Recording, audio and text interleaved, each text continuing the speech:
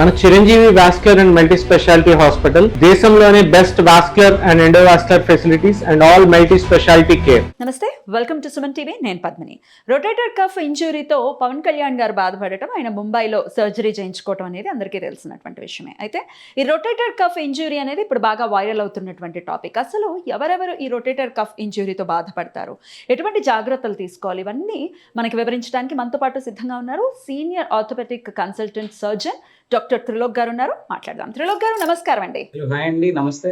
నమస్తే సార్. ఈ rotator cuff injury అనే మాట వింటూ ఉన్నాము. అంటే దీని గురించి అయితే పెద్దగా మాకేం పరిచయం లేదు, మాకు తెలియదు అసలు. కానీ పవన్ కళ్యాణ్ గారికి ఎప్పుడైతే ఈ సమస్య వచ్చిందో ఈ ఈ పేరు బాగా వైరల్ అవుతుంది. అసలు ఏమిటి ఈ రొటేటర్ కఫ్ ఇంజురీ అని అంటే సాధారణంగా మన షోల్డర్ లో మీకు బొమ్మ చూపించి ఎక్స్ప్లెయిన్ చేస్తానండి.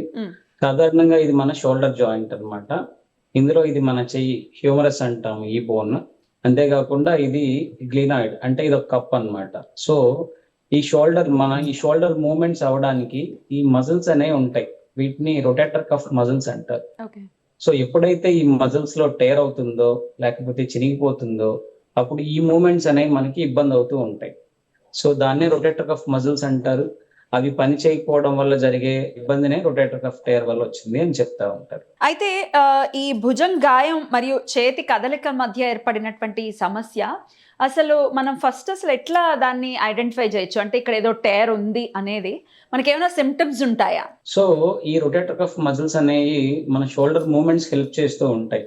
సో ఎప్పుడైనా మనం కింద పడినా, లేకపోతే పెద్దవాళ్ళలో లాంగ్ స్టాండింగ్ షుగర్ లెవెల్స్ ఎక్కువగా ఉన్నా, లేదు అంటే థైరాయిడ్ కండిషన్స్ ఉన్నా, లేకపోతే స్పోర్ట్స్ ఇంజరీ పర్సన్స్ ఎప్పుడైనా కింద పడినా, వీళ్ళందరిలో ఏమవుతుందంటే ఈ షోల్డర్ దగ్గర ఈ అటాచ్మెంట్ అయ్యే ఈ రొటేటర్ కఫ్ మజిల్స్ అనేవి టేర్ అయ్యే అవకాశాలు ఉంటాయి. సో ఇనిషియల్ గా మన సిమ్టమ్స్ ఎలా ఉంటాయి అంటే మనం ఈ మూమెంట్స్ చేస్తుంటే నొప్పిగా ఉంటుంది. షోల్డర్ ని పైకి లేపడానికి చేసే ఇనిషియల్ మూమెంట్స్ చాలా నొప్పిగా ఉంటాయి. సో ఈ టేర్ అనేది ఎక్కువగా అయితే ఆ మూమెంట్స్ అనేది అసలు ఇనిషియల్ గా చేయడం కష్టం అవుతూ ఉంటుంది. డిఫరెన్స్ ఏంటి డాక్టర్ గారు? కొంతమందికి ఫ్రోజన్ షోల్డర్ ఉన్నా కూడా ఇటువంటి పెయిన్ వస్తుంది అనేది కంప్లైంట్ చేస్తూ ఉంటారు. ఇప్పుడు ఈ రొటేటర్ కఫ్ ఇంజురీ అనేది కూడా ఇప్పుడు మాకు అర్థమవుతోంది ఇట్లాంటిది కూడా ఒకటి ఉంటుంది అని చెప్పి. ఎట్లా డిఫరెన్షియేట్ చేసుకోవచ్చు రెండింటిని? ఫ్రోజన్ షోల్డర్ లో ఏంటంటే అండి, గ్లోబల్ రిస్ట్రిక్షన్ ఆఫ్ మూమెంట్స్, అంటే చేతుల యొక్క అన్ని రకాల మూమెంట్స్, అంటే వెనక్కి పెట్టుకోవడము, పక్కకి జరపడము, లేకపోతే ముందుకు లేపడము, ఈ మూమెంట్స్ అన్ని చాలా రిస్ట్రిక్టెడ్ గా ఉంటాయి. అదే మీకు రొటేటర్ కఫ్ ఇంజరీస్ లో ఈ ముందుకు లేపడము, వెనక పెట్టుకోవడము కొంతవరకు బెటర్ గా ఉంటాయి. కానీ ఈ పక్కకి లేపడం, ఎప్పుడైతే ఈ పక్కకి లేపడం ఇనిషియల్ గా ఇబ్బంది ఉంటుందో మోస్ట్లీ అది రొటేటర్ కఫ్ ఇంజరీ అయ్యే అవకాశాలు ఉంటాయి. రైట్. అయితే పవన్ కళ్యాణ్ గారికి ఇది చాలా రోజుల నుంచి సమస్య ఉంది. సో ఇప్పుడు దానికి ఆపరేషన్ వరకు వెళ్ళారు. బట్ ఇంకొక భుజానికి కూడా సేమ్ సమస్య ఉంది. దీనికి ఇంకో 2 months తర్వాత చేస్తారు అనేది వింటూ ఉన్నాం. So first at a time రెండింటికి ఎందుకు చేయలేదు? అంటే ఒకసారి రొటేటర్ కఫ్ సర్జరీ చేసిన తర్వాత షోల్డర్ కి ఇనిషియల్ గా కొన్ని డేస్ రెస్ట్ ఇవ్వాలండి. రెస్ట్ ఇచ్చిన తర్వాత స్లోగా గ్రాడ్యువల్ గా ఫిజియోథెరపీ స్టార్ట్ చేయాలి. సో దానివల్ల ఏమవుతుందంటే మెల్లమెల్లగా ఫంక్షనల్ ఎబిలిటీ, ఫంక్షన్ పెరుగుతూ ఉంటుంది. అదే ఇప్పుడు 2 గాయాలు ఒకేసారి చేయడం వల్ల ఆయన రెగ్యులర్ యాక్టివిటీస్ చేసుకోవడానికి చాలా ఇబ్బందిగా ఉంటుంది. సో అందుకని మొదటగా ఒక షోల్డర్ చేసి తర్వాత కొంచెం ఇది ఇంప్రూవ్మెంట్ వచ్చిన తర్వాత నెక్స్ట్ షోల్డర్ చేయడానికి చాలా బెటర్ గా ఉంటుంది. రైట్. సో ఆయన అభిమానులు ఖచ్చితంగా ఎదురు చూస్తూ ఉంటారు. ఆయన ఎంత డెప్యూటీ సీఎం గా ఉన్నప్పటికీ ఆయన సినిమాల కోసం అయితే ఖచ్చితంగా ఇప్పటికే ఎదురు చూస్తూ ఉంటారు. ఎప్పుడెప్పుడు ఆయన సినిమాలు చేస్తారు, ఎప్పుడెప్పుడు మంచి మంచి ఫైట్స్ ఇట్లాంటివన్నీ ఎదురు చూస్తూ ఉంటారు కదా. మళ్ళీ బ్యాక్ టు నార్మల్ అవ్వడానికి ఎన్నాళ్ళు పడుతుంది అనుకోవచ్చు? ఆల్మోస్ట్ 3 to 4 months పడుతుందండి. ఆ ఫిజియోథెరపీ కార్యక్రమం జరిగేదాన్ని బట్టి, పవన్ కళ్యాణ్ గారు పెయిన్ తట్టుకునే పరిస్థితిని బట్టి, సో ఒక 3 to 4 months వరకు అయితే పట్టొచ్చండి. రైట్. ఫిజియోథెరపీ అనేది ఎంత ఖచ్చితంగా పాటించాల్సి ఉంటుంది? అంటే ఇది ఇటువంటి సమస్యతో వేరే వాళ్ళు బాధపడే వాళ్ళకి ఉపయోగకరంగా ఉంటుంది. సో ఫిజియోథెరపీ అనేది ఎంత important after the surgery? Surgery చేసిన తర్వాత ఇనిషియల్ గా ఫ్యూ డేస్ ఎక్కడైతే మన రొటేటర్ కఫ్ తెగిపోయిందో, ఈ రొటేటర్ కఫ్ టేర్ అంటే ఇది తెగిపోవడం అండి. ఈ అటాచ్మెంట్ అనేది ఈ మజిల్, ఈ బోన్ కి అటాచ్మెంట్ ఉంటుంది. ఇది తెగిపోవడం వల్ల వచ్చే ప్రాబ్లమ్ ని రొటేటర్ కఫ్ టేర్ అంటాం. మనం సర్జరీ చేసినప్పుడు ఏం చేస్తామంటే ఏదైతే ఈ కండ వెనక్కి వెళ్ళిపోయిందో ఈ కండని మనం ముందుకు తీసుకొచ్చి సూచర్స్ తో, యాంకర్స్ తో ఫిక్స్ చేస్తాం. ఫిక్స్ చేసిన తర్వాత అది హీల్ అవడానికి కొంత టైం పడుతుంది. సో ఇనిషియల్ గా ఏం చేస్తామంటే ఒక 2 వీక్స్ వరకు రెస్ట్ ఇస్తామండి, బెడ్ రెస్ట్. అంటే షోల్డర్ మూవ్మెంట్స్ ఏమీ చేయకుండా ప్రాపర్గా బెడ్ రెస్ట్ ఇస్తాము. ఆ తర్వాత నుంచి ప్యాసివ్ ఎక్సర్సైజెస్ అంటే ఫిజియోథెరపీ సాయంతో చిన్న చిన్న మూవ్మెంట్స్ చేయడము, లేకపోతే ఏమవుతుందంటే షోల్డర్ స్టిఫ్ అయ్యే అవకాశాలు ఉంటాయి. సో దానికోసం అని చెప్పి ఇనీషియల్ గా ఫిజియోథెరపీ సాయంతో మెల్లమెల్లగా ఎక్సర్సైజ్ స్టార్ట్ చేస్తాం. ఆ తర్వాత వన్స్ పెయిన్ తక్కువ అయ్యి కొంచెం పవర్ పెరుగుతూ ఉంటే ఆయననే చేసుకునేటట్టు మెల్లగా ఎక్సర్సైజ్లు నెక్స్ట్ ప్లాన్ చేస్తూ ఉంటాను అన్నమాట. కంపల్సరీగా ఫిజియోథెరపీ అవసరం అండి. సో ఫిజియోథెరపీ లేకపోతే ఏమవుతుందంటే షోల్డర్ స్టిఫ్ అయ్యే ఛాన్సెస్ చాలా ఎక్కువ ఉంటాయి. అండ్ వారిగా చేసుకోవడానికి చాలా ఇబ్బంది పడుతూ ఉంటారు ఇనీషియల్ డేస్ లో. కామన్ మెన్కి ఇటువంటి సమస్యలు వచ్చినప్పుడు నొప్పే కదా తగ్గిపోతుంది, లేకపోతే ఏదైనా పెయిన్ కిల్లర్ వేసుకుంటే తగ్గిపోతుంది, అప్పటికప్పుడు కాస్త పెయిన్ రిలీఫ్ అనేది వచ్చింది అని చెప్పి కొన్నాళ్ళు అలా డ్రాగ్ చేస్తూ ఉంటే, అంటే ఆపరేషన్ చేయకుండా ఉంటే అదేమైనా ప్రమాదకరంగా మారుతుందా? అంటే ఆపరేషన్ చేయకుండా ఉంటే షోల్డర్ మూమెంట్స్ అనేవి రిస్ట్రిక్ట్ అయిపోతాయి అండి. దానివల్ల ఏంటంటే స్లోగా షోల్డర్ కూడా స్టిఫ్ గా, ఫ్రోజన్ షోల్డర్ కూడా వచ్చే అవకాశాలు ఉంటాయి. ఒకటి తోడు 2-3 కండిషన్స్ రావడం వల్ల ఫంక్షనల్ డిజబిలిటీ అంటే వాళ్ళు చేసుకునే రెగ్యులర్ యాక్టివిటీస్ చేయడానికి చాలా ఇబ్బందికరంగా ఉంటుంది. సో ఇది సాధారణంగా ఏదైనా డ్రైవింగ్స్ చేసేటప్పుడు, లేకపోతే హెవీగా కొంతమంది డ్రైవ్స్ చేస్తూ ఉంటారు, అటువంటి వాళ్ళకు కూడా ఈ సమస్య వచ్చే పరిస్థితి ఏమైనా ఉంటుందా? హెవీ లాంగ్ స్టాండింగ్ చేయడం వల్ల కూడా వచ్చే అవకాశాలు ఉంటాయండి. బట్ యూజువల్ గా ఎక్కువ మందిలో అథ్లెట్స్ లో చూస్తూ ఉంటాము, లేకపోతే కింద పడి దెబ్బతగలడం వల్ల చూస్తూ ఉంటాము, లేకపోతే ఓల్డ్ ఏజ్ పీపుల్ లో చూస్తూ ఉంటాము. అంటే ఏమంటే మజిల్ ఏదైతే వెళ్ళి ఎముకకి అటాచ్ అవుతుందో అక్కడ చినిగిపోయే అవకాశాలు ఉంటాయి, పటుత్వం తక్కువ అవడం వల్ల. లేదు లాంగ్ స్టాండింగ్ థైరాయిడ్ కానీ లేకపోతే డయాబెటీస్ కానీ ఈ కండిషన్స్ లో మోర్ ఫ్రీక్వెంట్ గా చూస్తూ ఉంటాం. ఇప్పుడు ఎవరిని చూసినా ఫోన్కి ఖచ్చితంగా అడిక్ట్ అయిపోయి ఉన్నారు, చిన్నపిల్లల దగ్గర నుంచి ప్రతి ఒక్కళ్ళు కూడా. అదర్వైజ్ ఐటీ ఎంప్లాయీస్ అయితే కంప్యూటర్కి ఫిక్స్డ్గా వర్క్ చేస్తూ ఉన్నారు. సో ఇట్లా కంప్యూటర్స్ కానీ ఫోన్స్కి కానీ ఇంత ఎక్కువగా వాటిని యూటిలైజ్ చేసుకోవటం, లేకపోతే ఇలా చూసుకుని కూర్చోవటం, ఇటువంటివి చేసినా కూడా ఈ సమస్యలు వచ్చే పరిస్థితి ఉంటుంది అనుకోవచ్చా డాక్టర్ గారు? అంటే ఐడియల్ గా టేర్స్ అయితే అవ్వండి, కానీ అంటే స్పాజం, చుట్టుపక్కల ఉన్న మజిల్స్ అన్ని స్పాజం లోకి వెళ్ళే అవకాశాలు ఉంటాయి. నెక్ మజిల్స్ స్పాజంకి వెళ్ళడము, నెక్ పెయిన్ రావడము, నెక్ స్పాండలోసిస్ కి ఎర్లీగా అయ్యే అవకాశాలు ఉంటాయి.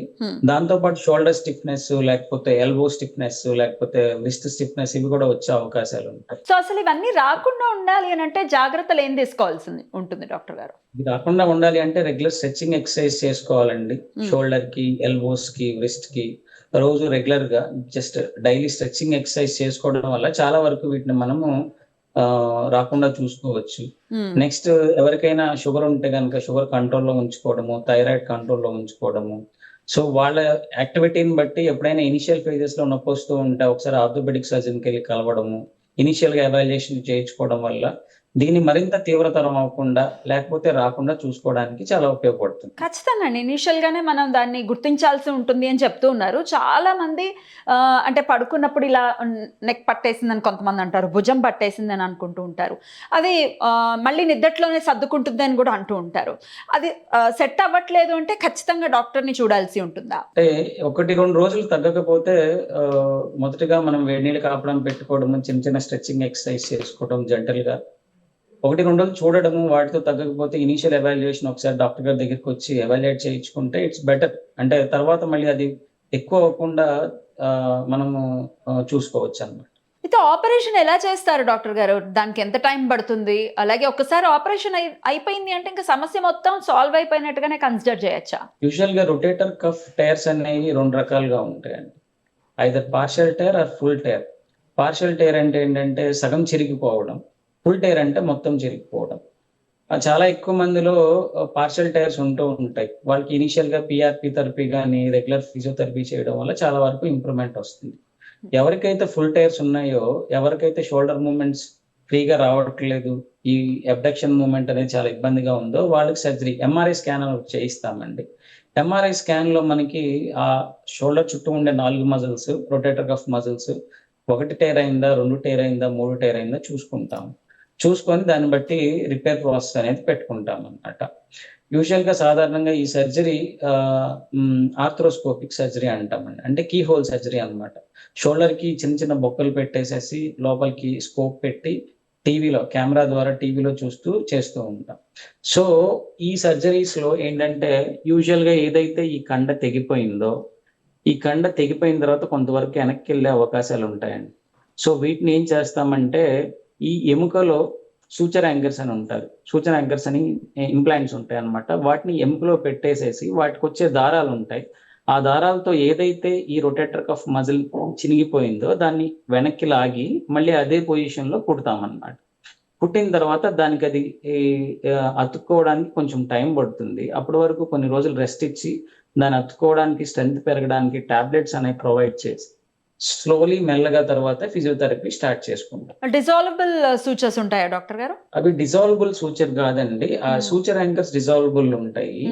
సో ఆ సూచర్ యాంకర్స్ అవి వచ్చి ఏదైతే మన దీనికి పట్టుకుంటాయో, బోన్కి పట్టుకొని ఉంటాయో పటుత్వాన్ని ఇస్తాయి అన్నమాట. స్లోగా ఆ కండెల్లి ఎముకకి అతుక్కుపోతుంది. సో దాని తర్వాత రెగ్యులర్ యాక్టివిటీస్ ఆ సూచర్స్ ఇంకా అలా ఉండిపోతాయా మరి? అలా ఉండిపోతాయి. మరి అది ఫారెన్ బాడీ కదా, మళ్ళీ అక్కడ ఏమైనా ఇన్ఫెక్ట్ అవ్వటం అట్లాంటివి ఏమైనా ఉంటాయా? యూజువల్ గా వెరీ రేర్ గా ఉంటాయండి. వెరీ రేర్ గా, సాధారణంగా ఉండవు, వెరీ రేర్ గా ఉంటాయి. ఎప్పుడైతే ఈ కండ దాని పటుత్వం పెరుగుతుందో వాటి యొక్క ఇది కూడా తగ్గిపోతూ ఉంటుంది. ఓకే డాక్టర్ గారు, అయితే పవన్ కళ్యాణ్ గారి అభిమానులకి అలాగే ఇట్లా భుజం నొప్పితో బాధపడుతున్న వాళ్ళకి మీరు ఏదైనా మెసేజ్ ఇస్తారా? సో ఎవరైనా భుజం నొప్పితో బాధపడుతూ ఉంటే ఇనీషియల్ గా 1-2 days చూడడము, తర్వాత క్రానిక్ గా కంటిన్యూస్ గా ఉంటూ ఉంటాయి కనుక ఆర్థోపెడిక్ సర్జన్ దగ్గరికి వెళ్ళి ఒకసారి ఎవాల్యుయేట్ చేసుకోండి.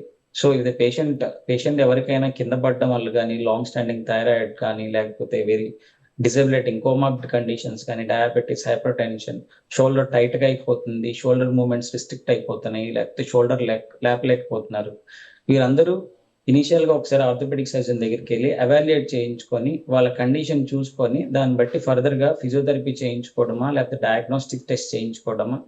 సో దానివల్ల ఒక డయాగ్నోసిస్ వచ్చి ఫర్దర్ గా మనం దాన్ని రెక్టిఫై చేసుకోవడానికి చాలా ఉపయోగపడుతుంది. Thank you so very much doctor గారు. అలాగే పవన్ కళ్యాణ్ గారు చాలా త్వరగా కోలుకోవాలని ఈ సందర్భంగా మనస్ఫూర్తిగా కోరుకుంటూ చాలా చక్కగా ఎక్స్ప్లెయిన్ చేశారు. Thank you so much doctor గారు. నమస్తే.